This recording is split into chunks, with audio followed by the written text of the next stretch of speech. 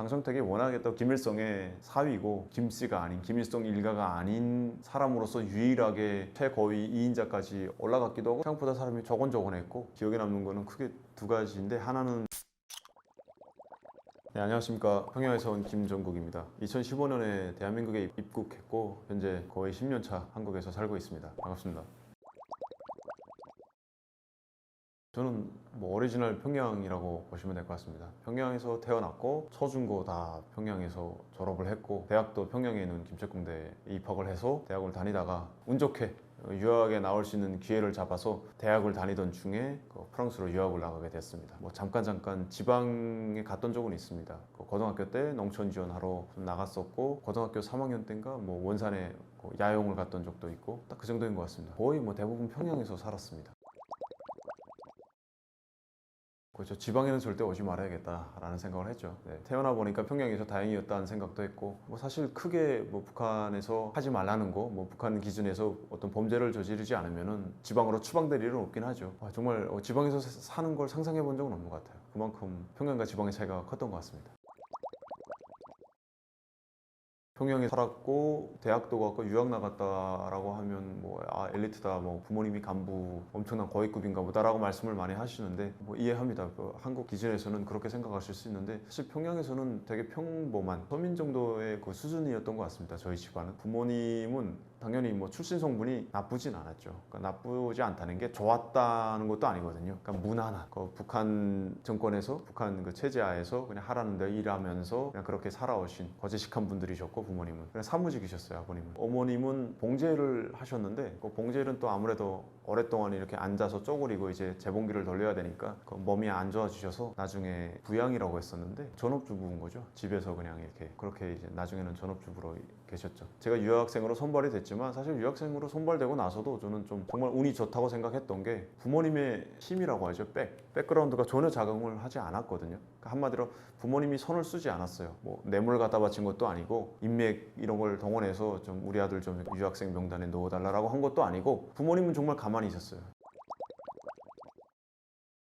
사실 탈북의 계기는 어떤 일순간이라기보다는 오랜 기간을 두고 말씀을 드려야 될 것 같습니다. 유학을 나갈 때는 국가에 충성하겠다라는 마음 하나로 유학생활 잘하고 들어가면은 북한에서 유학이라는 엄청난 스펙을 갖고 개인으로서 엄청 이렇게 척척척 발전을 할 것이다 라는 기대를 갖고 유학을 나갔고요. 그런 생각과 별개로 또 나가서 생활은 좀 다르더라고요. 왜냐면 눈에 보이는 것들이 있고 그렇기 때문에 일단 인터넷이라는 게 이제 딱 열렸기 때문에 인터넷도 보고 뭐 영화 나오면 영화도 보고 뭐 파리에서 어디 가고 싶은 데 있으면 가서 뭐 구경하고 오고 그런 생활을 2, 3년 하다 보니까 그 중간에 방학을 들어갔었잖아요. 그 방학 들어갔을 때 북한이란 평양이라는 곳이 너무 답답하게 느껴졌고 사람들의 생활을 이렇게 일거수일투족을 조직이라는 시스템 안에 올가매고 통제하고 청화하고 이런 것들이 너무 불편하게 느껴졌고 그래서 다시 그 방학 끝나고 유학지로 돌아갔을 때 내가 그럼 이제 유학 생활이 끝나고 나면 돌아가야 되는 건데 돌아가서 그 예전과 같은 삶을 살아야 되는데 그러니까 지금 프랑스에서 내가 생활하는 걸 다시는 누릴 수가 없는데 라는 생각을 하니까 그때 너무 답답함을 느꼈고 한국 가서 살면 어떨까라는 그 막연한 상상을 좀 조금씩 했던 것 같습니다. 구체적으로 언제부터다라고 말씀드리기는 어렵지만 한국의 영화나 뭐 예능이나 뭐 이런 것들을 보다 보면은 너무 재밌고 저기 사람들이 너무 자유로워 보이고 평범한데 특별한 그런 삶을 살고 있으니까 저 속에 내가 있으면 어떨까라는 상상을 조금씩 했던 것 같습니다. 그리고 또 아까도 말씀드렸지만 부모님이 그렇게 대단한 어떤 권력을 가진 분들이 아니셨기 때문에 한국 사회도 뭐 그런 면이 없진 않겠지만 북한이야말로 학연 지연 돈이 엄청 모든 것을 결정하는 곳이기 때문에 돈도 없고요 백도 없고 그렇기 때문에 오로지 내가 내 운명을 개척해 나가야 되는 상황이었어요. 근데 되게 운 좋게도 유학에 선발됐다고 했잖아요. 프랑스에 나간 같은 동료 10명 중에 평범한 배경 평범한 부모님을 둔 유학생이 2명이었어요. 저 포함. 그러니까 8명은 부모님이 다 간부였고 그 중에 책임자는 김정은을 옆에서 수행하는 간부의 자식이었고 그러니까 그 정도로 막강한 뭐 군부나 이런 정계 어떤 간부들이었고 저는 한마디로 내세울 게 없는 거죠. 뭐 빼어난 실력이 있는 것도 아니고 친구들도 기본은 다 하기 때문에 그러니까 그런 것들을 비교를 하게 되니까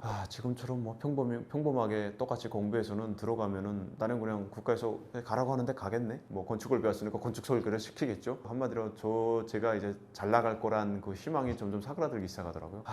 이거 참 뭐 들어가도 별 대단한 게 없겠는데 라는 생각이 들었고, 뭐 거기다 플러스 또 이제 장성택 처형이라는 또 북한의 어마어마한 사건이 터졌는데, 그 저희가 유학 나올 때 최종 손발이 되고 나서 나가기 전에 장성택 사무실에서 장성택과 이제 만나고 나왔거든요. 싹쓸이 됐잖아요, 장성택이 처형되면서. 근데 이제 행정부에서 내보낸 유학이니까 우리 유학 생활이 나중에 빨간 줄이 되지 않을까, 혹은 유학 생활을 끝내고 들어가면은 어떤 뭐 사상 단련이라고 해서 뭐 5년 동안 이렇게 좀 어려운 곳에 가서 일하는 뭐 그런 게 있다고 들었는데, 이게 장성택 유학이면은 10년이 되고 15년이 될 수도 있겠구나라는 막연한 두려움, 그러니까 여러 가지가 복합적으로 작용하면서 유학 생활에 대한 이제 회의감을 느끼기 시작했죠. 제가 다른 친구들도 뭐 마찬가지였을 거라 생각해요. 그걸 행동에 옮길 수 없는 건 당연히 뭐 이제 북에 남겨진 가족 때문인 건데, 그 가족이 어떤 받을 두려움, 혹은 가족이 나한테 가지고 있는 어떤 기대감, 뭐 이런 것들을 떨쳐버릴 만큼 그 회의감이나 어떤 한국에 대한 동경이나 자유롭게 살고 싶은 마음이 컸던 게 아닐까라는 생각이 듭니다. 그 탈북을 할 때는 되게 어떤 충동적이지 않고선 탈북을 할 수 없다고 생각을 합니다. 저는 생일에 그 같이 공부하던 동료가 너 생일인데 바깥에서 한번 밥을 먹자, 외식을 하자라고 해서 했는데, 저는 그게 싫어서, 외식을 하기가 싫어서 그 친구랑, 그게 어쩌다 보니까 갑자기 생뚱맞게 그냥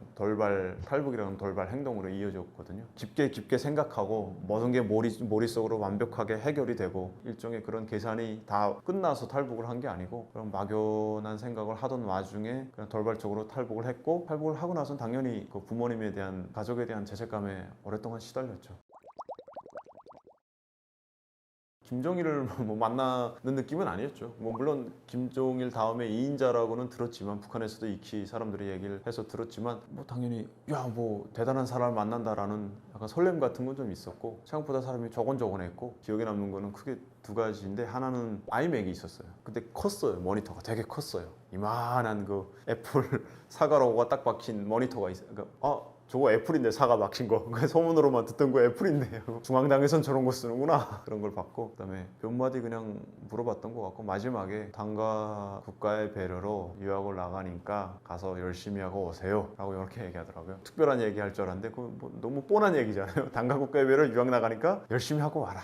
너무 틀에 박힌 얘기를 해서 그냥 별거 없구만 알겠습니다 그러고 왔던 기억이 있습니다.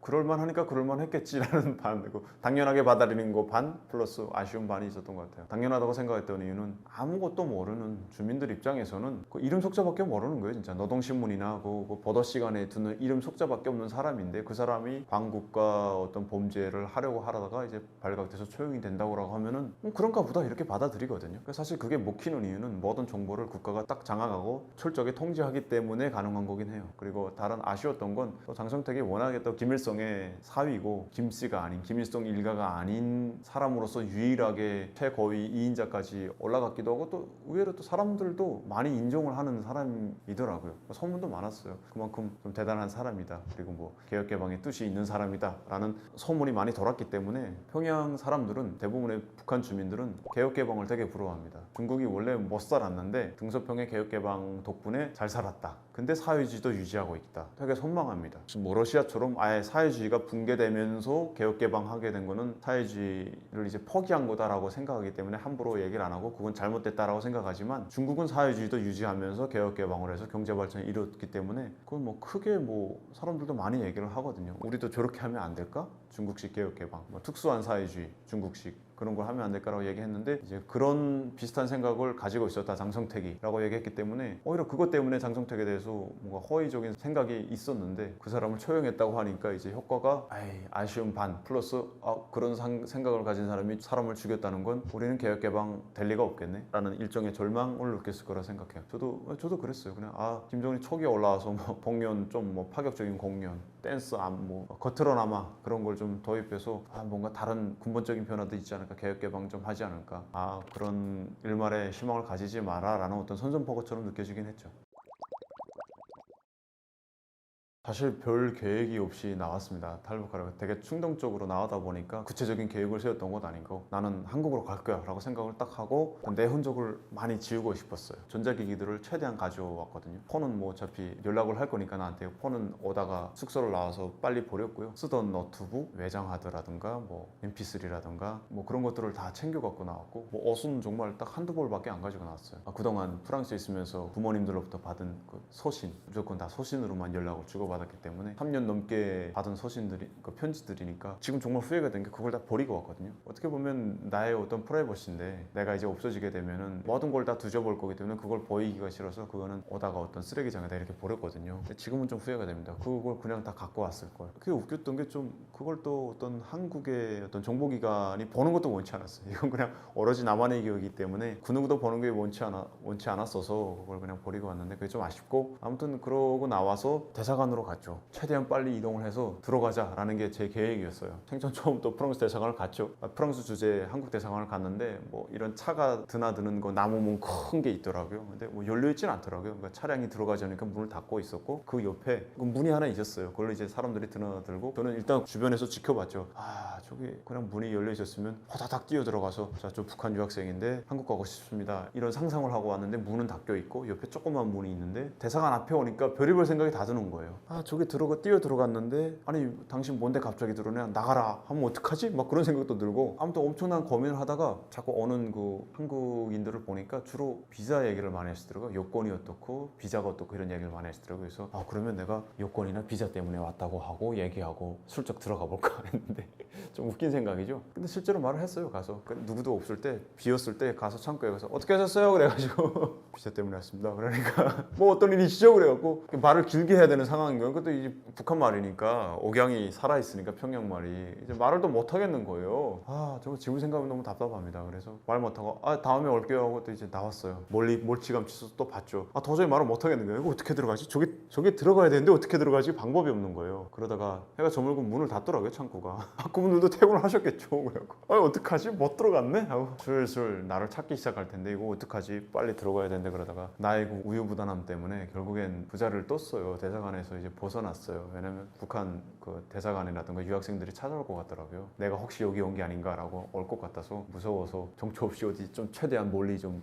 이렇게 벗어나서 외진 공원 같은 데 들어가서 아, 이제 어떡하지 하다가 거의 한 자정이 돼갖고 12시쯤 돼갖고 이미 핸드폰도 버린 상황이었고 지나가는 파리 시민분께 핸드폰 잠깐만 빌리자고 해갖고 한국 공사관, 그러니까 대사관에 전화를 했죠. 아, 안녕하세요, 뭐 여기 뭐 공사관입니다, 뭐 그러시더라고요. 그래서 사실 그때는 이미 막바지였어요. 이제 왜냐면 이제 점점 이제 조여드는 거죠. 이러다 내가 잡힐 수도 있겠다, 빨리 결단을 내려야 된다 해서 북한 학생입니다, 한국에 가고 싶습니다 라고 하니까 이제 그분도 당황하셨는지 한동안 말씀이 없으셨어요. 그러다가 확실한 답변을 못 듣고 전화를 끊었어요. 근데 옆에는 이제 그 전화 빌려준 분이 계시니까 돌려드리고, 일단은 오케이, 그럼 내일 아침에 전화를 해야겠구나, 다시. 그럼 내일 아침까지 살아있어야겠구나 하는 생각에 이거 어떻게 살아있지 하고, 일단 뭐 내가 여기 외딴 데 있으면은 발견하지 못할 것이다 라는 생각에서 밤새 그냥 그 공원에 있었어요. 그때가 3월이었어서 꽤 추웠거든요. 저 왔다 갔다 하면서 그날은 그렇게 날밤을 좀 새고 다음날 아침에 손불폰 5유로짜리였나 그걸 하나 사갖고 전화를 했죠. 안전하다고 생각되는 곳에 이제 숨어서 전화를 했어요. 그 했던 번호로 다시 전화를 하니까 그때 바꾸자마자 이제 바로 어떤 남자분과 바꿔주시더라고요. 아, 어제 연락했던 그분이냐? 라고 하셔갖고 아, 네 맞습니다. 그러니까 지금 어디 있냐고 하셔갖고 아, 지금 여기 어디 근처인데, 그러니까 아, 그러면 한국으로 오러 가시냐? 그래갖고 아, 맞습니다. 그럼 저희가 이제 모시러 갈 테니까 잘 숨어 계시라고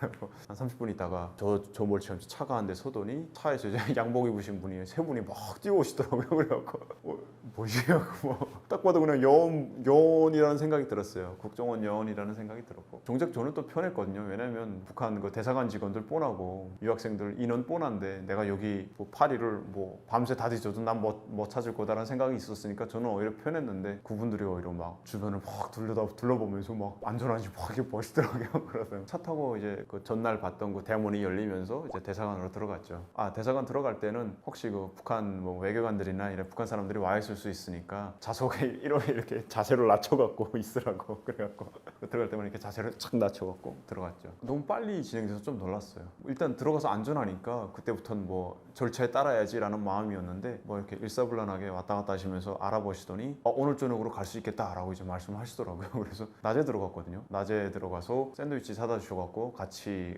그분들이랑 같이 샌드위치 먹으면서 이러저러한 얘기를 나눴는데 뭐 그날 저녁에 같이 또 그중 한 분이랑 같이 비행기를 타고 대한항공 타고 이제 한국 인천공항으로 바로 왔습니다. 탈북도 참 편하게 했죠. 어떻게 보면 제가 결단만 좀 빨리 했고 확실하게 행동을 했더라면 더 빨리 왔을 수 있을 텐데 우유부단함이나 혹은 북한이라는 말이 입에 안 떨어져서 대사관 앞에서 망설였거든요. 내가 북한 사람이라고 말하는 게 그게 정말 엄청난 거였거든요. 그때 당시 저한테는 도저히 입 밖으로 나오지 않았거든요. 그래서 너무 쉽게 와서 그때 도와주신 관계자분들한테 너무 고맙고, 반대로 또 너무 힘들게 또 한국에 오신 탈북민 분들에게는 또 괜스레 또 죄송한 마음이 듭니다.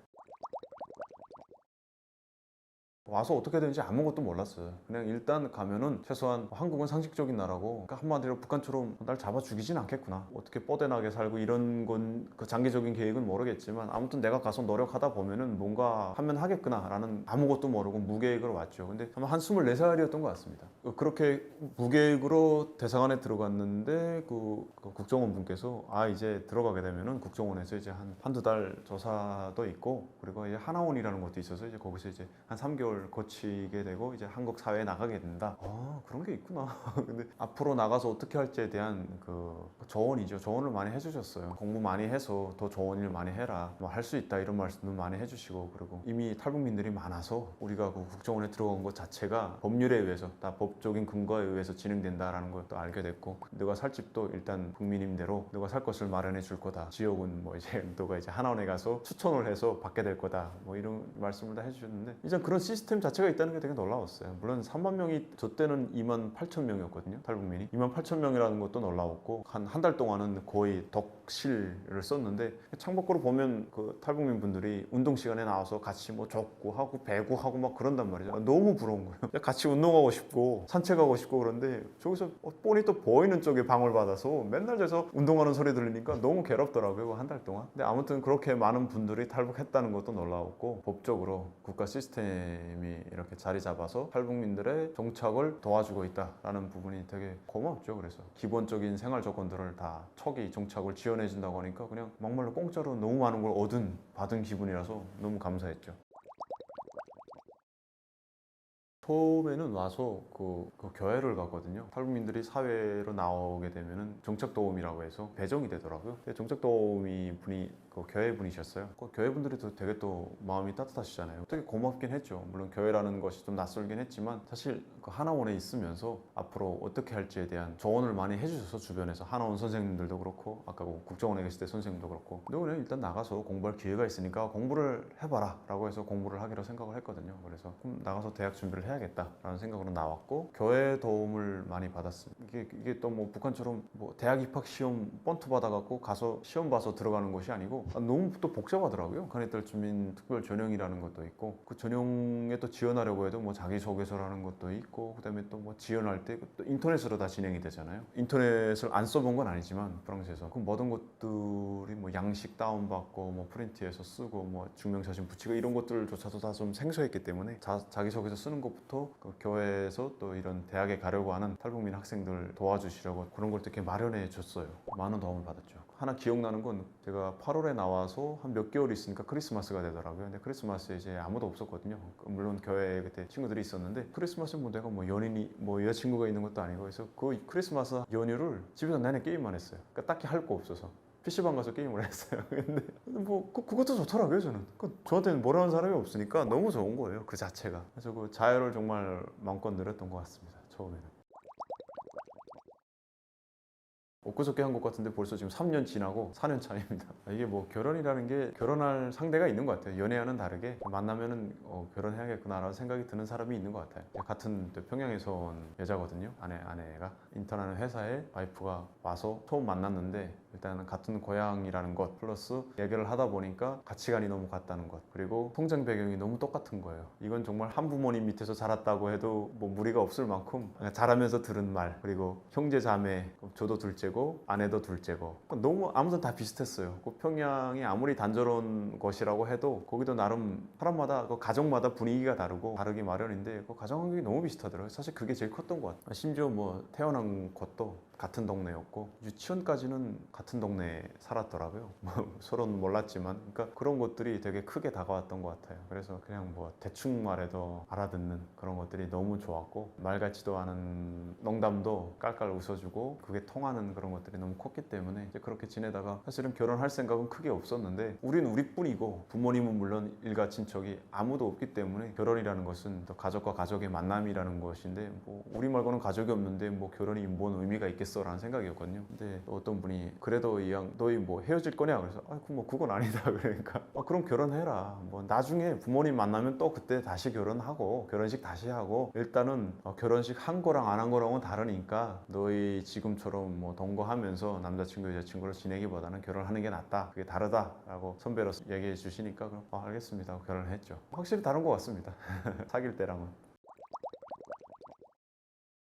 그런 게 있는 것 같아요. 여기서도 뭐 세대 갈등이 좀 있다고 하잖아요. 뭐 요즘에 MZ라는 또 뭐 그런 말도 있고 그만큼 사고방식이 너무 확연하게 다르다라는 게 있잖아요. 그러니까 저는 좀 제가 사실 북한 기준으로는 되게 MZ스러운 마인드인데 그럼에도 살아왔던 배경이 있다 보니 사고가 아무래도 보수적이라고 해야 되나요? 그렇지 않나. 여기 MZ들의 사고방식을 받아들이지 못하는 게 확실히 있는 것 같긴 합니다. 아무래도 아직까지는 그런 가치관적인 문제라던가 그런 데 있어서는 중년이나 장년층 분들의 생각과 좀 공유되는 게 많은 것 같습니다.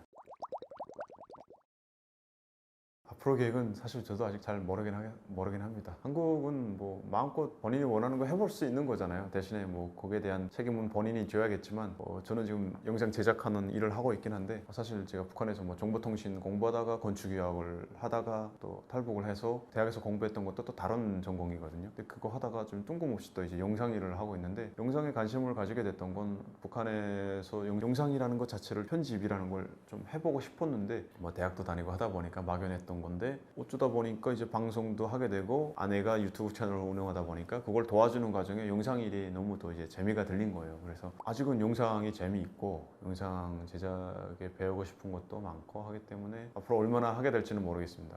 재미와는 별개로 또 앞으로의 또 미래를 또 계획을 해야 되는 거잖아요. 추후 공부를 또 해서 좀 더 안정적인 직업을 잡을 계획이긴 합니다. 요즘 들어서 탈북민들이 언론에 많이 노출되고 유튜브를 비롯해서 매체에 많이 등장해서 또 북한 주민들의 실상이라든가 북한의 상황에 대해서 많이 이야기를 하고 있는 것 같아요. 그래서 그런 부분은 되게 좋은 것 같습니다. 그만큼 북한에 대한 관심이 더 많아지는 것이고 저는 좀 바라는 게 있다면 북한의 지금 안 좋은 상황, 참담한 현실에 대해서 알리는 것도 좋지만 좀 개선되었으면 하는 왜냐면 제가 또 살던 고향이었기 때문에 부모님을 포함한 모든 북한 주민들이 제가 지금 누리고 있는 가장 기본적인 인간으로서의 삶을 누리기를 바라는 마음이기 때문에 탈북민들이 많이 이런 매체에 등장해서 이야기도 하고 하는 지금의 상황들이 북한이 좀 더 개선되는 그런 효과를 낳았으면 하는 바람입니다. 물론 긍정적인 효과가 더 많겠지만 또 그중에는 북한은 사람 못 살 것이다 혹은 북한은 없애버려야 되는 존재다라는 그런 어떤 부정적인 극단적인 결말로만 또 가려고 하는 경향도 있는 것 같아서 아니었으면 좋겠다는 바람이 있고 물론 대부분 시청자분들께서 당연히 아시는 문제이긴 하겠지만 북한이 너무 형편없는 국가이고 정말 해서는 안 되는 짓들을 너무 많이 하고 있잖아요. 근데 그런 것들을 보면 정말 북한 저게 사람 살 것이냐라는 여기 나오기도 하고 하는데 그래서 저건 어디까지나 북한의 저런 행태는 김정은을 비롯한 북한의 그 지도층의 문제인 것이고 북한 주민들은 사실 피해자인 거잖아요. 한마디로 그러니까 북한 정권과 북한 주민들을 분리해서 항상 그걸 생각하면서 북한 문제를 바라봐야 되지 않을까라는 생각을 합니다. 또 이게 사이다 채널에 또 댓글들을 또 많이 보거든요. 보면은 진짜 정말 한 99% 댓글이 정말 고생했고 이 좋은 곳에 와서 자유를 누리면서 노력한 만큼 얻을 것이기 때문에 그렇게 행복하게 살았으면 좋겠습니다라는 응원의 댓글이 너무 많기 때문에 참 많은 힘을 얻는 것 같습니다. 그래서 항상 고맙게 생각하고 이번 영상도 재밌게 봐주시면 좋겠습니다. 또 그리고 저 아내와 제가 또 운영하고 있는 평양 여자 남인이라는 채널도 많이 봐주시면 좋겠습니다. 놀러와 주시면 감사하겠습니다. 감사합니다.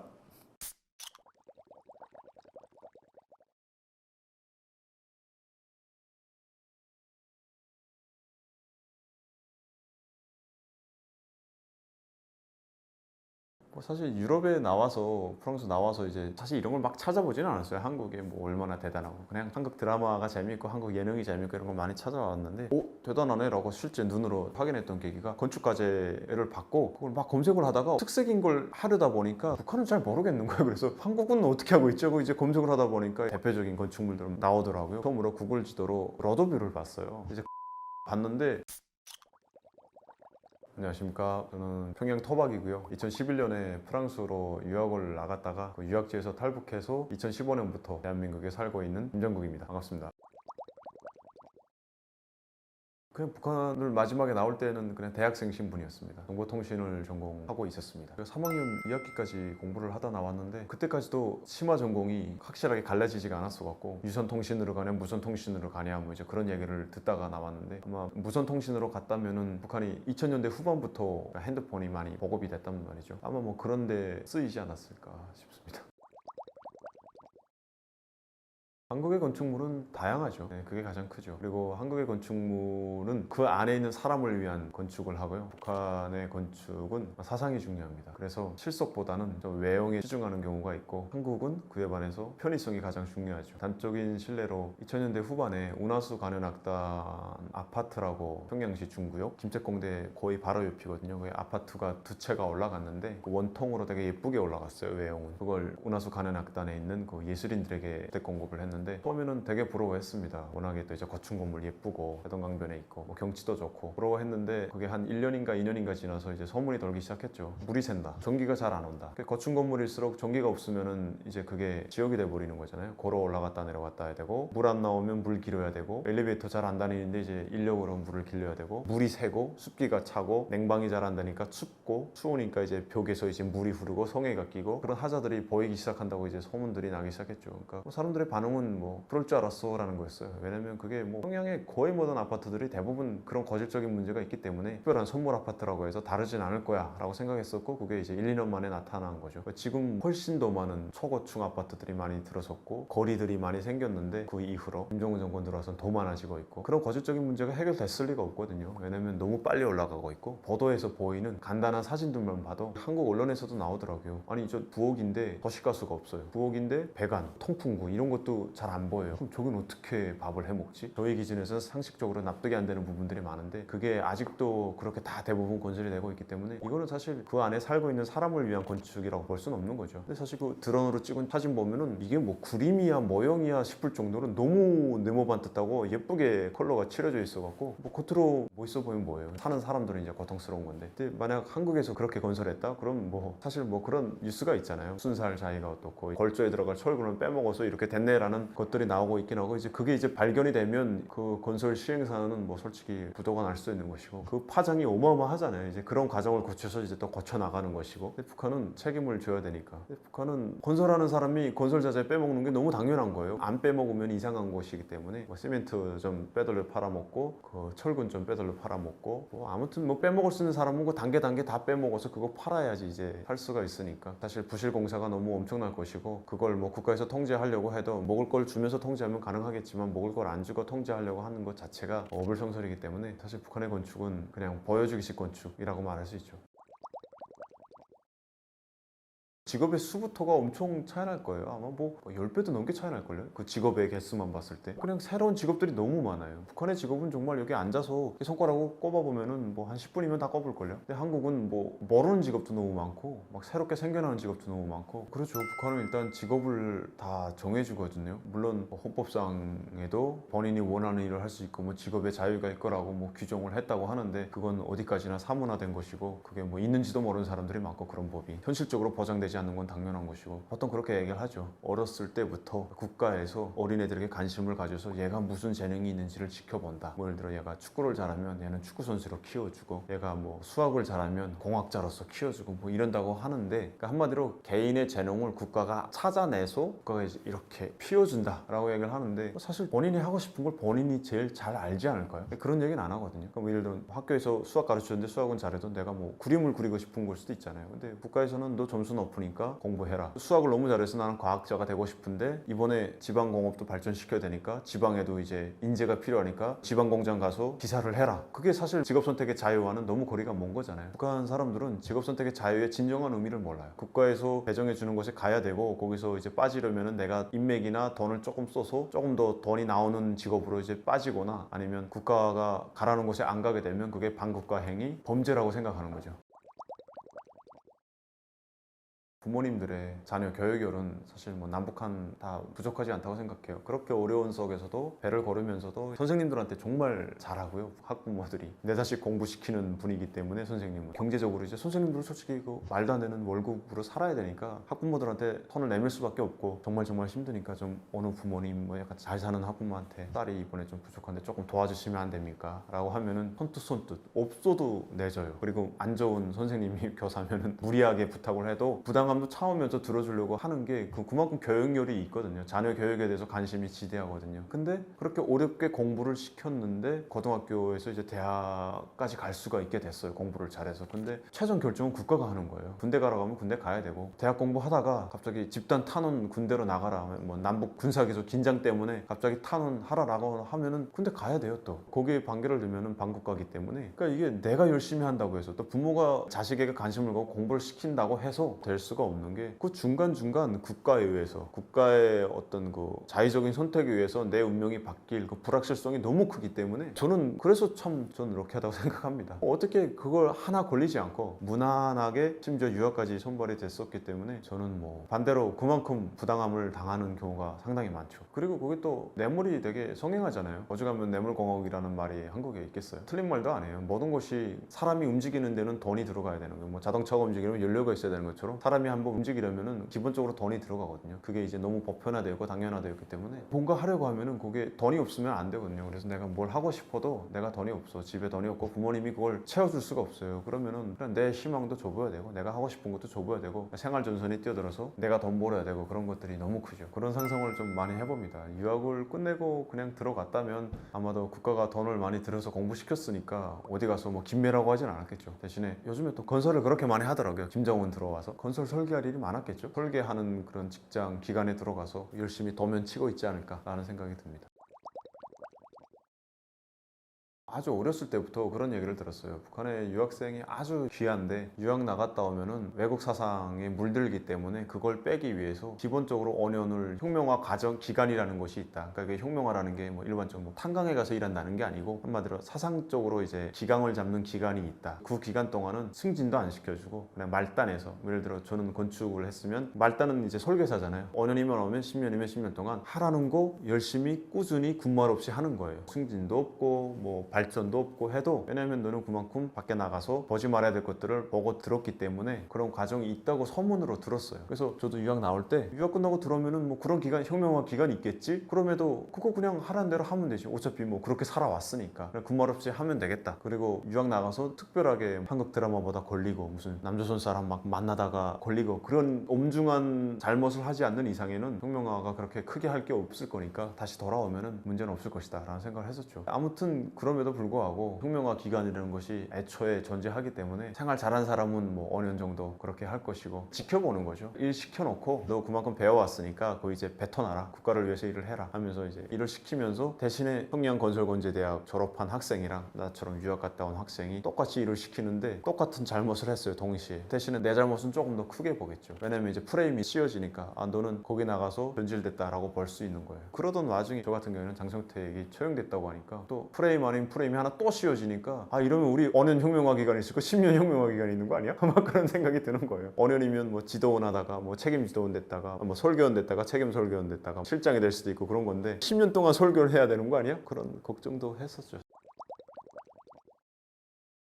근데 어차피 북한의 99.9%는 인터넷을 접속하지 못하기 때문에 여기서 어떤 김정은이나 북한 정권에 대한 실체를 말하는 영상을 만들어도 크게 뭐 김정은이 두려울 만한 수준일까라는 생각을 했었는데, 김정은이 법까지 만들면서 한류 단속하고 조금이라도 보거나 유포시키면 죽여버리고 노동교화용 보내고 미성년자들까지, 그러니까 뭐 이런 효과를 좀 의식하는 건가 라는 생각은 더 들긴 하더라고요. 제가 만약 지금 해외에서 유학을 하고 있다면 그런 미디어들이 영향을 받을 것 같아요. 물론 해외에 나와 있는 외교관들이나 유학생들도 기본적인 사상 교양을 받고 세뇌된 부분이 있기 때문에 영향을 안 받는 부분이 있다고는 하지만, 그래도 노출이 자꾸 되다 보면은 아 이거 내가 알고 있던 게 잘못된 거 아닌가? 절대 권력이었던 신 같은 존재였던 김일성, 김정일, 김정은도 비판받아야 될 사람들이네 라는 생각을 가질 수가 있죠. 전 제일 이해가 안 되는 게 뭐 오빠라는 단어를 못 쓰게 한다 그래서 저도 그래서 와이프한테 물어봤거든요. 자기 오빠 있었잖아. 그럼 뭐라고 했어요? 오빠라 하지. 오빠라고 못 부르면 뭐라고 불러야 돼? 그러니까 아니 뭐 가족끼리는 오빠라고 하겠지 그러더라고요. 그건 일반 명사잖아요. 뭐 어떻게 대체할 명사가 없잖아요. 아마 그 오빠라고 부르지 말라고 한 건 가족끼리 오빠는 허락할 텐데 아마 그 가족이 아닌 사람들끼리는 오빠라고 하는 걸 금지한 것 같긴 한데 구분이 되나 그렇게? 그것도 좀 애매하고 그걸 차단해버리면 뭐 예를 들어 길 가다가 저기 있는 오빠 보고 오빠 일로 와라고 하는 말 하기가 좀 눈치 보일 거잖아요. 자기 친오빠임에도 불구하고 좀 웃긴 거죠.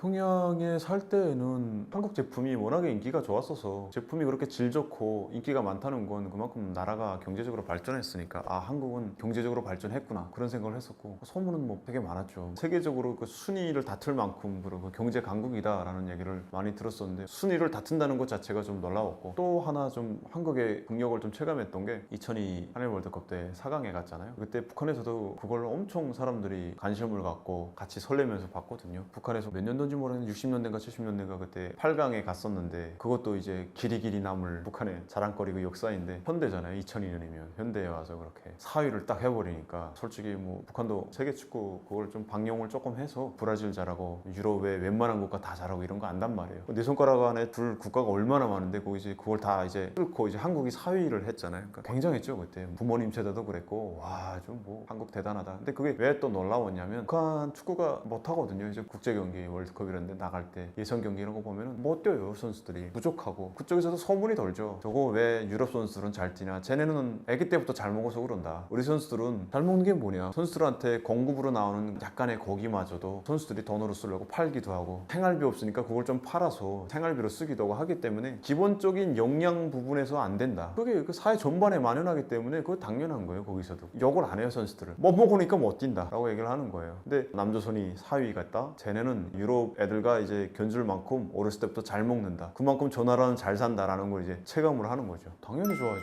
우리가 못하는 거 대신 해주는 느낌이라서 한민족이잖아요. 그렇기 때문에 저기서 아무리 뭐 남조선 괴뢰도당이 뭐 어쩌고 뭐 족대 국가고 하면서 아예 뭐 다른 국가로 만들려고 김정은이 그러고 있지만 이 DNA 그리고 또 부모님들로부터 내려오던 그 정서가 아직은 한민족이고 하나라는 그게 너무 강하기 때문에 축구할 때도 당연히 북한과 한국이 붙으면은 당연히 북한이 이기길 바라겠지만 한국과 또 다른 3국이 붙으면은 당연히 한국이 이기기를 엄청 응원하죠. 저는 프랑스 나와서 이제 사실 이런 걸 막 찾아보지는 않았어요. 한국에 뭐 얼마나 대단하고 그냥 한국 드라마가 재밌고 한국 예능이 재밌고 이런 걸 많이 찾아왔는데 대단하네 라고 실제 눈으로 확인했던 계기가 건축과제를 받고 그걸 막 검색을 하다가 특색인 걸 하려다 보니까 북한은 잘 모르겠는 거예요. 그래서 한국은 어떻게 하고 있죠? 이제 검색을 하다 보니까 대표적인 건축물들 나오더라고요. 그래서 어찌어찌 타고 들어가서 처음으로 구글 지도로 로드뷰를 봤어요. 이제 광화문 봤는데 와 삐까뻔쩍한 거예요. 진짜 더르고 그냥 평양시와는 이제 또 다른 느낌의 발전한 그 모습을 보게 된 거예요. 제가 그때 과제 이제 참고자료 찾느라고 들어가 봤다가 로드뷰를 한 2시간 넘게 본 것 같아요. 예능에서 들었던 거랑 다 찾아봤죠. 랜드마크들 막 어디 가보고 뭐 어디 가보고 보면서 아 이렇게 발전했구나. 그때 처음 소문으로만 듣던 걸 눈으로 확인했죠. 크게 두 가지일 것 같아요. 그냥 일반적인 북한 사람들이 생각하는 생각으로서 이제 한국은 발전된 나라다. 경제적으로 너무 이젠 선진국이다라는 거 하나가 있고 다른 하나는 한국을 경쟁 상대로 생각하는 마음은 좀 있는 것 같습니다. 그런 좋은 대학에 다니는 학생들은 국가 발전을 떠매고 나갈 뭐 인재들이다 이런 얘기를 많이 들으니까 내가 이제 열심히 해서 국가 발전을 이끌어야겠구나라는 막연한 사명감이 있단 말이죠. 그렇기 때문에 이제 한국과 같은 민족인데 우리는 이렇게 뒤떨어졌고 물론 패배감도 좀 있습니다. 아, 언제 저렇게 발전했지? 우리는 20년 떨어졌네? 30년 떨어졌네? 저 수준 가려면 우리는 언제 가지? 라는 패배감도 분명히 있긴 하지만 북한을 발전시켜야 될 주역은 우린데 라는 생각? 그래서 우리가 좀 더 분발하고 이길 수 있다라는 그런 근자감이라고 해야 되나? 그런 것도 있는 것도 또 사실이죠.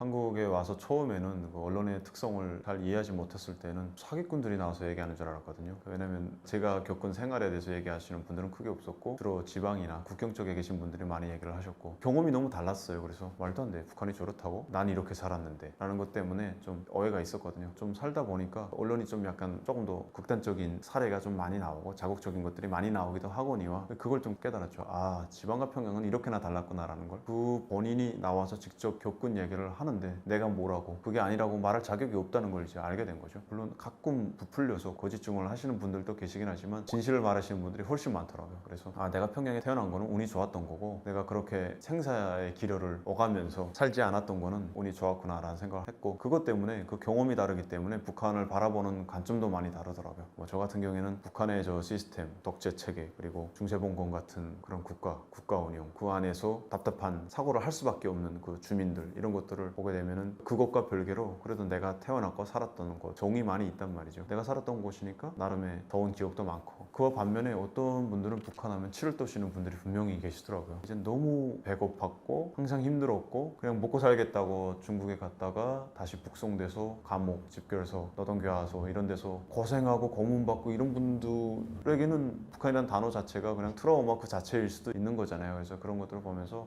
정말 나 하나의 경험을 기준으로 해갖고 저건 맞다 틀리다라고 말하기보다는 그냥 있는 그대로 일단 듣고 받아들이는 것이 중요하겠구나라는 생각을 좀 많이 했던 것 같습니다.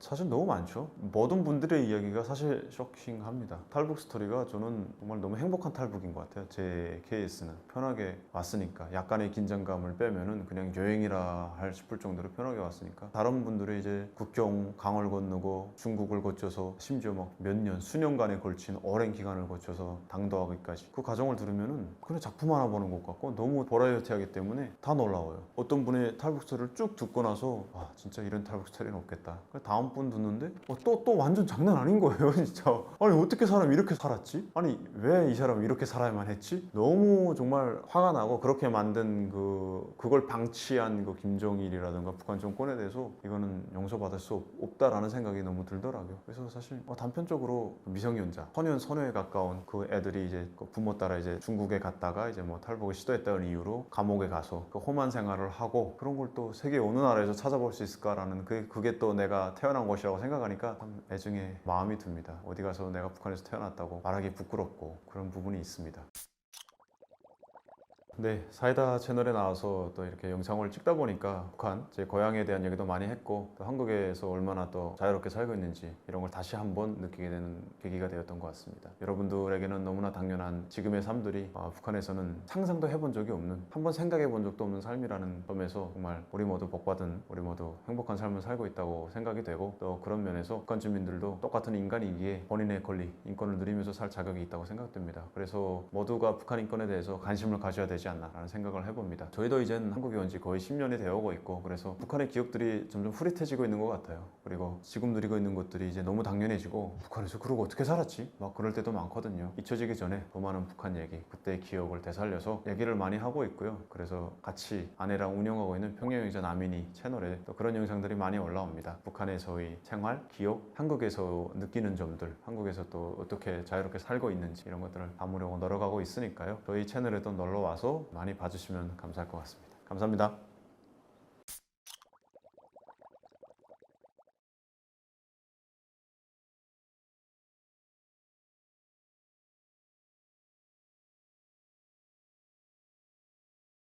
사진을 찍을 때 뭐 웃기다고 그러더라고요, 북한 선수들이. 그래서 좀 놀랐어요, 저는. 혹시 저것도 일까라는 생각이 들었어요. 네, 안녕하십니까. 한국에 온 건 2015년에 왔고요. 평양에서 온 김정국입니다. 유학을 갔던 곳은 프랑스였고요. 사실 엘리트라는 말을 한국에 와서 처음 들었던 것 같습니다. 그래서 제가 북한에서 대학을 다니다가 유학 나갔다가 이제 한국에 왔다는 말씀을 드리면은 보통은 다 엘리트라고 하셔서, 저는 그 단어 자체가 일단 외래어기도 하고 하니까 내가 엘리트라고 그래서 살짝 어색했던 기억이 있고요. 뭐 입학 통계 그런 걸 여기 와서 좀 들었는데 뭐 한 10% 간다고 하더라고요. 10명 중에 1명이 대학에 가는 거죠. 나머지 10명 중 9명은 남자의 경우에는 대부분 군대를 가고, 여성들의 경우에는 사회로 진출하거나 뭐 군대를 조금 가기도 합니다. 아무래도 외국의 정보나 특히 한류에 장시간 노출된 게 가장 사상 변화의 가장 큰 결정적인 원인이라고 생각합니다. 처음에 유학에 나갈 때는 당연히 뭐 한국 드라마 가면 뭐 인터넷으로 볼 수 있나? 뭐 아무것도 모르니까 그냥 막연한 그런 생각을 가지고 있었는데 실제 나가니까 볼 수 있었고 원하는 만큼 볼 수 있었고 북한에서 볼 때보다 훨씬 더 편하고 자유롭고 안전하게 볼 수 있었으니까 이제 그 생활을 한 2, 3년 하게 되면 사상적으로 변화가 올 수밖에 없었던 것 같습니다. 김정일 때는 공포 정치가 지금에 와서 하는 말이긴 한데 김정일 때는 확실히 공포 정치가 좀 덜했던 것 같아요. 그 당시 살던 그 2011년 제가 유학을 나갈 때 당시에는 김정일이 살아 있었고 제가 나가자마자 몇 달 있다 김정일이 죽었는데 그때까지만 해도 너무 통제를 세게 했거든요. 그때 기준으로는 뭐 드라마 보면은 뭐 백건구 그룹바라고 해서 단속해 갔고 단속해 가면 단속당하면은 막대한 뇌물을 들여야 거기서 이제 빼내거나 뇌물을 쓰지 못하면 퇴학은 물론이고 평양에서 추방돼서 지방으로 갈 수도 있고 심하면 뭐 노동단련도 갈 수 있겠죠. 그런데 지금 와서 보니까 지금 김정은의 그 한류 통제와 비교해 봤을 때는 강도가 약했던 것 같아요. 그때 당시에는 제가 유학 나올 당시까지만 해도 친구들끼리 문자로 남한 말투 흉내내고 좀 심한 애들은 실제 막 억양도 친구들끼리는 막 서울 억양 좀 흉내내라고 하고 그런 게 좀 유행이었거든요. 그걸 못 알아듣거나 그거 가지고 정색하거나 이러면은 좀 추세에 못 따라가는 취급을 받기 때문에 지금은 아마 뭐 법까지 나오고 그 통제가 워낙에 강화돼서 아마 입도 뻥끗하기 쉽지 않을 거라 생각합니다. 김정은은 뭐 사상적으로 영향을 받고 말고 할 존재는 아니었던 것 같아요. 그 프랑스에 나가서 처음으로 김정은이 유학파 출신이라는 걸 그때 들었거든요. 뭐 나오니까 정보가 다 있고 또 유학생들끼리도 야 그때는 뭐 대장동지라는 호칭으로 불렸는데 그러니까 이름도 몰랐을 때는 이제 대장동지를 통했으니까 김정일의 아들이 뭐 대장동지가 스위스 유학을 했다라는 소문을 들어서 그때는 사실 진짜? 그냥 그 놀랐던 감정이 제일 컸던 것 같아요. 왜냐면 김정일은 김성종합대학을 졸업했잖아요. 그때 뭐 혁명 역사에서 배우거든요. 그 주변에서 김정일을 소련으로 유학 가라고 모스크바 대학으로 가라고 이제 주변 일꾼들이 뭐 이렇게 건의를 드렸는데 김정일이 뭐 그 자리에서 나는 수령님의 김일성의 이름을 가진 대학에서 공부하겠습니다라는 식으로 그것도 또 이제 어떤 우상화 자료로 나오거든요. 그래서 그렇구나, 뭐 그만큼 김일성에 대한 충성심이 있었구나라고 알았는데 또 김정은은 스위스로 유학을 갔다고 하니까 유학파? 오히려 좀 좋았던 것 같아요. 첫 반응은 제 마음속 반응은 좋았던 것 같아요. 그래도 꽉꽉 막히지 않고 뭔가 세계에 나가서 공부를 했으니까 사고가 열렸을 것이다. 그리고 뭔가 발전된 나라에서 아무래도 유학을 했으니까 이 사람이 우리나라를 이끌게 되면 좀 더 혁신적이고 개방적이고 나라의 발전을 위한 정책을 펴지 않을까라는 기대감이 상당했죠. 저를 비롯한 그 젊은 20대, 30대 사람들은. 물론 어른들도 뭐 크게 나쁘진 않았던 것 같아요. 저희 부모님도 크게 이견이 없었던 것 같아요. 뭐 김정은이 나를 제가 뭐라고 하죠? 세습하는 거에 대한 이견이 없었던 것 같고 뭐 사실 지금 기준에서는 아니 뭐 인민들이 그렇게 어렵고 힘들 때 고난의 행군 때 김정은은 스위스에서 유학한 거네? 너무 편하게 살았네? 특권이네? 이런 생각을 하지만 당연하게 제가 유학 나와서 그 얘기를 딱 들었을 때까지만 해도 그런 생각은 전혀 안 들었고 그러니까 애초에 그런 게 다 가능한 그러니까 무엇이든 할 수 있는 존재였기 때문에 김일성과 김정일과 그 일가는 그럴 수 있지 당연하지라고 그냥 무의식 중에 받아들였던 것 같아요. 예상 바뀌죠 사실은. 그리고 김정은 올라와서 제가 김정은의 초기 집권 시기를 뭐 대부분 프랑스에 있으면서 그 뭐 조선중앙통신이나 이런 해외 북한 매체를 보면서 이제 그걸 봤는데 그때까지만 해도 되게 부정적인 반응이 없었어요. 일단 어떤 좀 예전에 그 고리타분한 걸 좀 벗어던지고 새로운 뭔가를 시도하기를 바랬는데 조금씩은 시도를 했거든요. 예를 들어 뭐 모란봉 악단이라는 게 만들어지면서 거기서 좀 창법도 조금 바뀌고 그다음에 뭐 여기 한국의 아이돌 걸그룹과는 뭐 차원이 다르겠지만 그래도 뭔가 안무 약간 파격적인 안무도 도입하고 의상도 조금 좀 달라지고 그래서 뭔가 세계적인 그 트렌드를 따라가려는가 하면서 내심 좀 기뻐했었는데 그게 한 5~6년 갔던 것 같아요. 그러면서 근데 한 2010년대 말 들어오면서부터 갑자기 예전보다 더하게 통제를 하고 그렇게 돌아가는 걸 보면서 저는 좀 놀라운 게 뭐냐면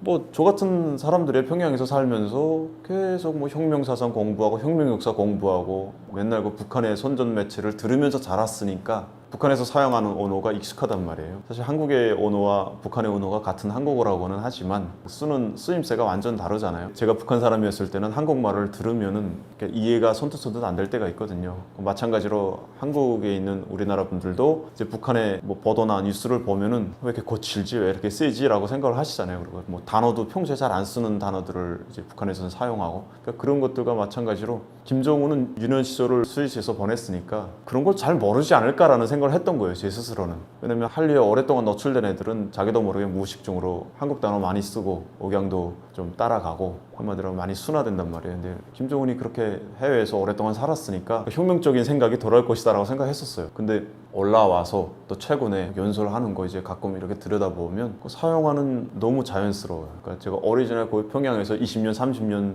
살면서 그렇게 그런 교육을 받은 사람과 똑같은 억양과 언어와 그런 걸 사용을 하더라고요. 그래서 유학 나갔던 게 별로 효과는 없었나 보네. 이제 그런 생각이 좀 들었죠. 해외에 나가서 그만큼 민주주의가 뭐고 자유가 뭐고 인권이 뭐고 이런 보편적인 상식들을 다 장착했을 텐데 절대 권력이라는 맛이 그렇게 강력한 건가? 라는 생각도 들어요. 그걸 잊어버리고 그걸 다 버릴 만큼 그렇게 독재 권력의 맛이 달콤한가? 그런 생각이 들죠. 김일성, 김정일 때보다 더한 독재 정치를 하고 있기 때문에, 공포 정치를 하고 있기 때문에 김정은 초기 때는 이렇게 될 거라고는 상상도 못했죠. 지금 상황일 거라고는. 크게 두 가지인 것 같아요. 하나는 공포정치, 주로 한류 문화 콘텐츠를 멋보게 하는 거, 공포정치가 되게 강화됐다는 거, 반동사상 문화 배급법이라든가 평양 문화 보호법, 뭐 아무튼 그런 이상한 법들을 계속 만들어서 한국을 따라하거나 한류 콘텐츠를 보거나 그런 것들을 법적으로, 형법적으로 다스리려고 하는, 이건 정말 뭔가 역사에 역행하는 시대를 거슬러가는 느낌이 듭니다. 시간이 지날수록 그게 완화되고 뭔가 부드러워지고 개방되기를 바라는데, 열어주기를 바라는데 사람들은 오히려 더 꼭꼭 닫아매고 더 강력하게 통제하니까 그런 부분은 사실 여기 나오는 상황인 거죠. 그리고 또 다른 한편으로는 그 소문으로는 권한의 행군 때보다 더 살기 어렵다라는 얘기를 많이 들어요. 국경 쪽뿐이 아니고 지방뿐이 아니고 평양시도 뭐 배급이 사실상 거의 없다시피 하고 권한의 행군 그렇게 많은 사람들이 굶어 죽을 때 그때보다도 더한 상황이 지금 되고 있다. 경제적 어려움이 있다라는 얘기를 듣고 있는데, 코로나 상황 때 거의 한 3, 4년을 그렇게 꽁꽁 닫아매고 아예 그나마 중국을 통해서 대부분 경제적인 도움을 받았는데 그것까지 일절 차단하고 3, 4년을 보냈으니 충분히 그런 얘기가 나올 만하겠다. 더 놀라운 건 김정은이 올라오고 나서 가장 많은 게 핵실험 플러스 미사일 실험 플러스 각종 회의들 정말 많이 하거든요. 그런 걸 보면 거기에 있는 북한 주민들이 정말 힘들겠다라는 생각은 듭니다. 저는 뭐 그게 특별한 건 아니라고 생각합니다. 당연히 진행이 되는 거고요. 그냥 이번에 조금 더 조명이 됐던 건 코로나로 한 3, 4년 동안 못 들어가다가 한 번에 많은 인원이 장기간 들어가야 되는 상황이기 때문에 이제 언론에 많이 조명이 된 건데, 저도 유학을 나가서 1년이 지났을 때 원래 방학 기간에 들어와야 되거든요. 한 달을 들어와야 되는데 저는 워낙에 프랑스라는 먼 곳에 나갔고 항공편도 다 국가가 부담을 해줘야 되는 국비 유학생이었기 때문에 항공편이 아마 가장 부담이 됐을 것 같아요. 그래서 2년 만에 들어갔거든요. 근데 중국에 나간 유학생들은 해마다 들어갔거든요. 왜냐면 열차 타면 가니까 매해 들어가는 게 북한의 원칙이긴 합니다. 방학 기간에 들어가서 한 달 동안 그동안 북한에서 말하는 조국이라고 하는데 조국에 들어가서 그동안 있었던 일, 조국의 변화된 모습 그걸 이제 보면서 어떤 그 국가적 자부심도 좀 채우고 이만큼 발전했다 우리나라가. 그 다음에 아무래도 해외에 나가서 볼 거 못 볼 거 다 봤을 거니까 나와서 그동안 사상학습도 좀 하고 어떤 부르주아 사상 그런 것들이 이제 머리에 물들었을 텐데 그것도 좀 빼내고 이제 그런 걸 진행을 하거든요. 근데 이제 코로나 상황 때 이제 못 들어갔잖아요. 사실 북한 입장에서는 좀 조마조마했을 수도 있어요. 왜냐면 그 주기적으로 최소 2년에 한 번은 들여다가 학습시키고 이제 그동안 잘못한 거 있으면 바짝 기강 잡고 비판하고 또 다른 사람들은 그걸 보면서 아 내가 생활 잘해야 되겠구나 이런 각성시키는 기간이 있어야 되는데 그걸 3, 4년, 4, 5년 동안 못하게 되면은 정말 이제 풀릴 대로 풀리고 지멋대로 행동하게 되고 하기 때문에 뭐 이탈자가 생길 수도 있고 저처럼 아마 북한 입장에서는 그 코로나 기간 동안 유학생들에 대한 통제를 못해서 되게 조마조마했을 거고 대신에 그 유학생들에 대한 통제를 뭐 각국에 있는 대표부나 뭐 대사관이나 이런 데 위임을 했겠죠 아마도. 그래서 뭐 사실 이제 코로나 격리가 해제되면서 한꺼번에 이제 그동안 못 들어갔던 유학생들이 많이 들어가기 때문에 거기에 대해서 단단히 사상학습을 시켜라라는 방침이 나오는 거죠. 그래서 뭐 유학생 입장에서는 뭐 당연한 거예요 사실. 아 우리가 그동안 안 들어갔잖아. 3, 4년 만에 들어가니까 예전에 한 달 동안 사상 학습할 걸 2달이 될 수도 있고 그동안 나온 뭐 각종 뭐 당정체, 김정은이 뭐 너작, 연설문 이런 것들을 1시간 공부했다면 3시간, 4시간 공부하는 게 당연한 거예요. 유학생 입장에서는.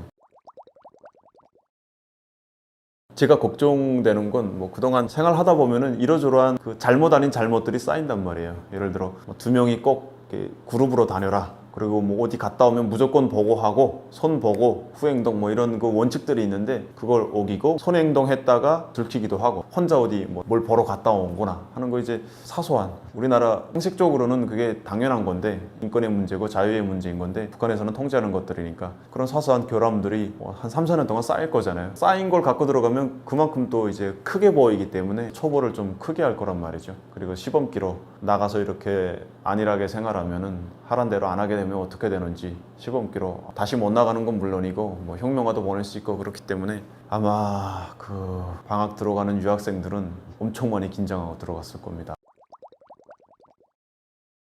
이번 올림픽 때 뭐 물론 모든 국제 경기에서 한국 우리나라에서는 북한을 좀 이렇게 관심을 갖고 보잖아요. 이번에도 보니까 그냥 기자분이 저런 질문 안 했으면 어땠을까라는 마음이 들더라고요. 북한 사람의 입장에서 또 그분들의 심정을 알기 때문에 뭐 기자가 싫어서도 아니고 한국을 미워하거나 증오해서도 아니고 자기의 행동이 들어가서 이제 어떻게 총화받을지 그런 돌발 상황이 그냥 애초에 생기지 않기를 바라는 거예요. 그냥 누구도 관심 안 가져주고 뭐 한국 기자가 말도 안 시키고 그랬으면 오히려 편한 거죠 사실. 근데 기자가 말을 걸었고 거기에 이제 뭔가 답변을 해야 될 것 같고 되게 난감하죠. 그런 상황이 놓이면. 뭐 저는 유학할 때 그런 경험은 없어요. 근데 만약 그런 걸 가정했을 때 꼭 지나가는데 이제 한국 기자가 와서 예를 들어 뭐 물어본다. 남북한의 현안에 대해서 뭔가 물어본다 이러면은 진짜 난처할 것 같아요. 저 같으면 그냥 답변 안 하고 피했을 것 같아요. 저 같아도. 왜냐면 그거에 대한 매뉴얼이 없는 상황이고 그냥 내 판단으로 생각해서 답변을 했다가 그게 어떻게 문제가 될지 모르기 때문에 그래서 사실 그때 운동선수들에게 북한 선수들에게 기자분이 질문을 했을 때 그냥 좀 하지 말지 좀 그 생각이 제일 컸어요. 그리고 또 사진을 찍을 때 뭐 웃기다고 그러더라고요. 북한 선수들이. 그래서 좀 놀랐어요. 저는 혹시 저것도 매뉴얼일까라는 생각이 들었어요. 뭐 그때 매뉴얼이 달라지기 때문에 그 북한 정부에서 이제 해외로 경기 나갈 때 이번에 나가서 어떻게 행동해라라는 가장 기본적인 매뉴얼을 줄 거기 때문에 설마 나갈 때 이번에 뭐 한국 선수들이 남조선이라고 하죠. 남조선 선수들이 말 걸면 뭐 너무 그렇게 뭐 무뚝뚝하게 답하지 말고 그래도 뭐 웃어줘라 뭐라고 했나? 뭐 그런 생각도 들고 왜냐면 선뜻 그렇게 웃으면서 사진까지 찍었다는 게 좀 잘 납득이 안 되거든요. 그래서 그런 가정을 해봤고 또 다른 한 가지 가정은 그 선수가 좀 너무 앳되더라고요. 그 여자 선수가. 그래서 너무 앳되다 보니까 아직 그 한마디로 해맑은 거죠. 그리고 뭐 딱 한국 선수끼리만 찍은 것도 아니고 옆에 또 중국 선수도 있었으니까 두루두루 어쩔 수 없는 상황이었으니까 괜찮을 거야 라는 해맑은 마음으로 찍었나? 처벌은 없을 거라 생각해요. 왜냐면 그 선수를 처벌하게 되면은 뭐 한국 언론에 나왔다는 이유로 자국의 그 운동선수 그 프로 국가대표를 처벌한다는 게 그들도 뭐 상식이 있으면 그러진 말아야겠죠. 무슨 뭐 반국가 행위를 한 것도 아니고 그냥 나가서 되게 상식적으로 행동한 거잖아요. 대신에 그냥 좀 약간의 비판 정도는 받을 것 같아요. 그 외 남조선 선수들한테 좀 너무 해맑게 웃었다는 그 점에서 조금은 좀 질책 정도는 받지 않았을까? 라는 생각은 듭니다. 사실상 김정은 집권 초기에 가졌던 김정은에 대한 어떤 희망이 이제 사라진 지는 오래된 것 같고요. 정말 선대 김정일과 김일성을 띄워놓은 지 이미 오랬기 때문에 좀 뭐든 할 것 같다는 생각이 들어요. 이제는 뭔 짓이든 할 것 같고 더 이상 나아질 것 같진 않아요. 그러니까 이미 모르겠어요. 너무 극단적인 생각을 많이 한다는 생각이 들어요. 김정은을 보면 분명 제 딴에는 뭐 많이 하고 있죠. 뭐 건설도 많이 하고 산림집 건설도 많이 하고 무슨 국가대상 건설도 많이 하고 지방에도 공장 세운다 그러고 뭐 가는 곳마다 무슨 그 아파트 막 몇만 세대 세운다 그러고 그러니까 너무 많이 한마디로 일거리를 벌려놓고 있는데 그게 실속이 없는 걸 모를까라는 생각이 들고요. 저는 당연히 알 것 같고 그걸 지탱할 만큼 그렇다고 북한의 국력이 되냐? 그것도 아닌 것 같고 근데 그렇다고 또 뭔가 경제 발전을 위해서 뭔가를 일판을 벌려놓는 데 비해서 벌려놓는 만큼 그만큼 또 국방비 지출은 줄이냐? 그것도 아니고 국방비는 더하고 뭐 해마다 뭐 몇십 발씩 쏘고 하니까 대체 국고가 남아나지 않을 것 같다는 생각이 들어요. 계속 그만큼 그 주민들이 힘들겠죠. 북한 사람들이 힘들겠죠. 그만큼 계속 뭐가 하나 건설된다고 하면 뭐 발전소를 하나 세운다고 하면 그 발전소 지원이라는 명목으로 세액 부담이 더 전가가 되기 때문에 주민들에게 그만큼 북한 주민들은 힘들 것이고 한마디로 계속 저 얘기만 하는 거예요. 너무 뭐 경제적으로 쪼들리면은 뭐 문화적으로 좀 풀어주든가 뭐 통제를 덜하든가 그것도 아니고 통제는 통제대로 다 하면서 경제적인 부담은 경제적 부담대로 씌우고 있고 또 그렇게 또 행사는 또 왜 그렇게 많이 대체 좀 종잡을 수가 없어요. 너무 변동이 심한 것 같고 그런 다혈질이 없는 것 같아요. 진짜 제가 보기에는 처음에 딱 올라오자마자 그 핵실험을 뭐 몇 년 새 한 두세 번을 하더라고요. 그래서 그때는 좀 놀랐죠. 그래서 아 이제 뭔가 핵을 완성시키려는 그게 확실히 있구나라는 생각을 했는데 그것 말고도 이제 미사일 시험을 너무 많이 하고 우리나라가 돈이 저렇게 많나? 라는 생각을 했죠. 그 제가 유학할 당시까지 한국에 오기 전까지는. 근데 이제 한국에 와서도 보니까 그게 계속되고 있고 또 아까도 말씀드렸지만 또 행사를 또 너무 많이 하는 거예요. 그 김일성이 뭐 53년 전쟁이 끝나고 나서부터 김일성이 죽은 94년까지라 쳤을 때도 가장 중요한 당대회라는 게 있는데 그 당대회를 뭐 3-4차례밖에 안 했거든요. 그렇게 많이 안 했어요. 그리고 김정일도 마찬가지고. 근데 김정은이 올라오고 나서 당대회도 진짜 많이 하고 무슨 뭐 전원회의도 많이 하고 따지고 보면 그 김정은이 집권한 한 10년 동안 북한에 70년 동안 한 회의보다 더 많이 한 것 같아요. 김정은 올라서 한 그 회의가 국가 회의가 그러니까 사실 북한의 회의가 좀 그렇게 크게 의미가 없다고 생각하거든요.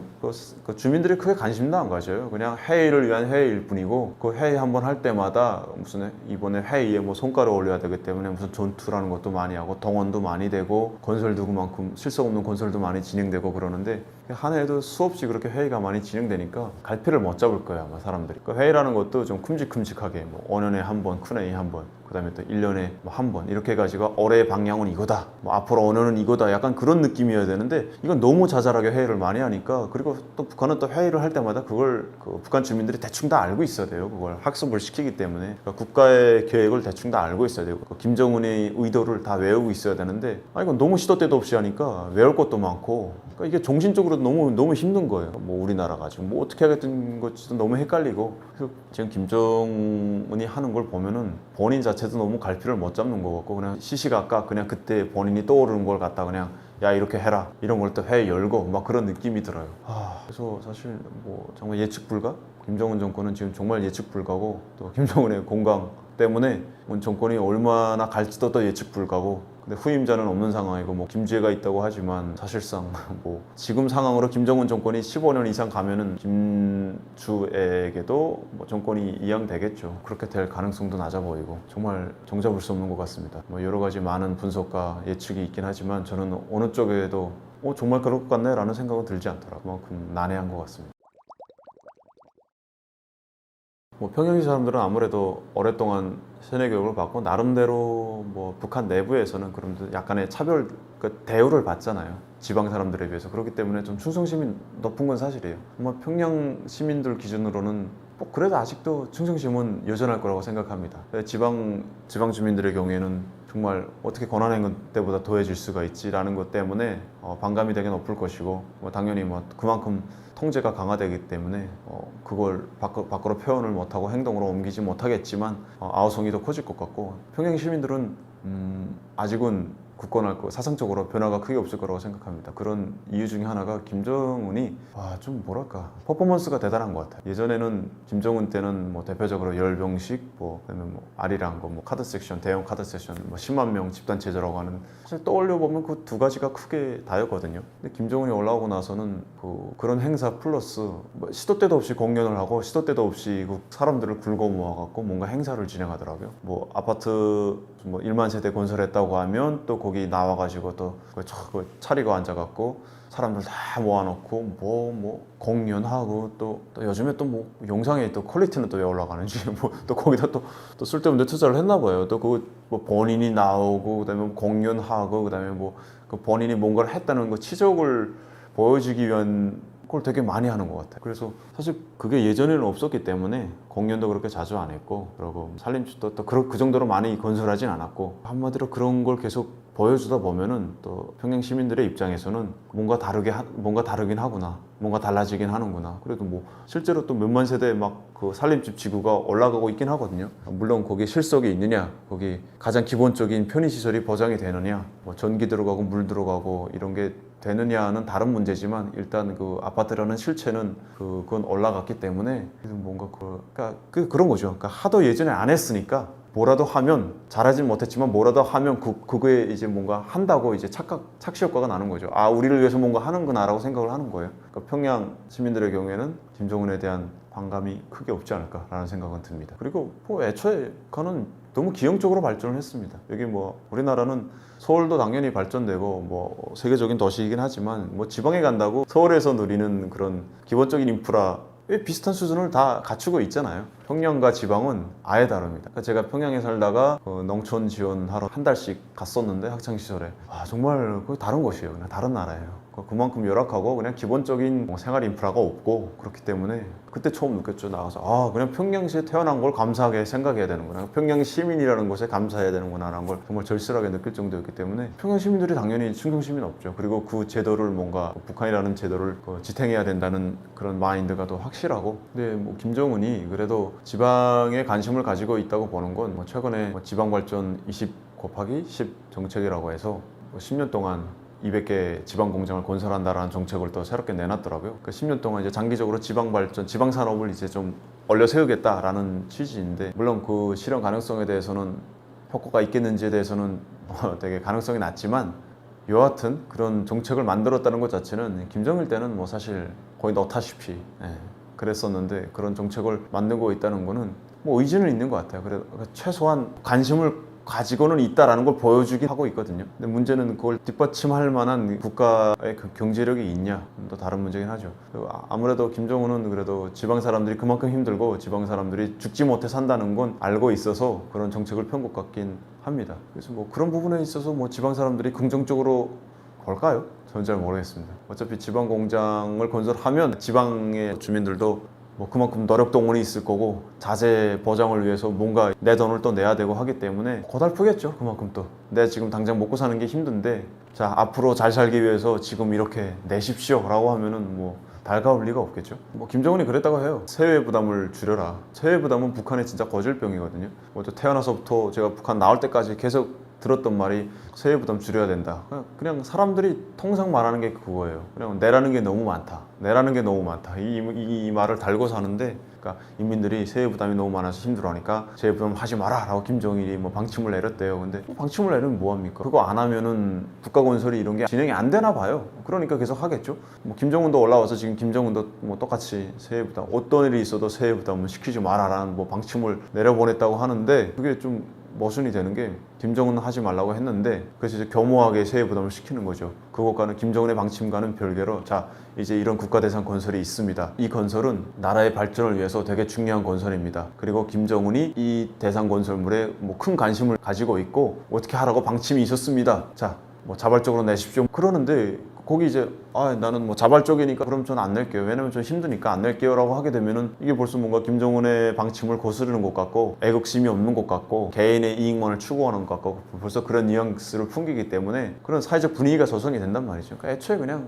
뭐 기본적으로 내야 하는 것들이 있어요. 그럴 수밖에 없어요. 지방 공장 많이 건설한다, 뭐 그러겠죠. 이게 뭐 누구 좋자고 하냐. 그냥 지방 사람들, 본인들이 잘 살기 위해서 원수님께서 이렇게 뭐 관심을 갖고 공장을 건설하라고 했는데 이거 안 내겠다는 게 말이 되냐, 이러면 사실 할 얘기가 없거든요. 그렇기 때문에 그냥 북한에서 뭔가 김정은이 국가 대상 건설을 하나 해라 라고 하는 순간부터 세외 부담이 이제 시작되는 거죠. 거부할 수 없는 세외 부담이 시작되는 거죠.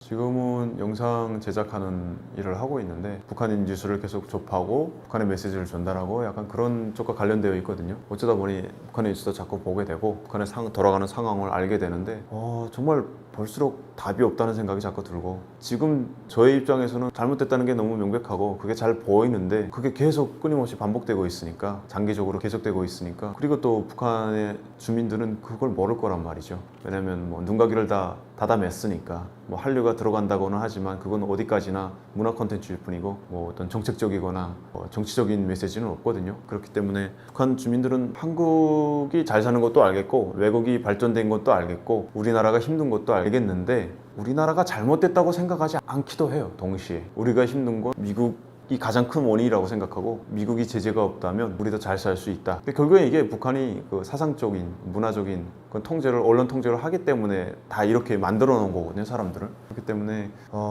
사실 그런 걸 사람들이 깨닫기 시작하면은 우리가 흔히 생각하는 그런 상식적인 사고가 가능한 수준이 되면은 북한도 내부의 변화가 빨리 일어날 수 있을 텐데 그게 아니기 때문에 그리고 그걸 뭐 이렇게 해집어 넣을 수가 없는 상황이거든요. 지금 또 뭐 각종 법을 악법들을 만들어서 사상문화적 통제를 너무 치열하게 하고 점점 닫아매고 있기 때문에 사실 뭐 어떻게 해결해야 될지 좀 답은 없는 것 같긴 합니다. 그럼에도 불구하고 지금 북한의 상황은 너무 지금 역사를 거스르는 행태이고 그렇기 때문에 북한 주민들이 이런 걸 깨닫고 한마디로 북한이 비정상 국가잖아요. 근데 그걸 좀 그 비정상 국가라는 5단어를 확실하게 이해할 수 있게끔 하는 게 가장 중요하다는 생각이 들어요.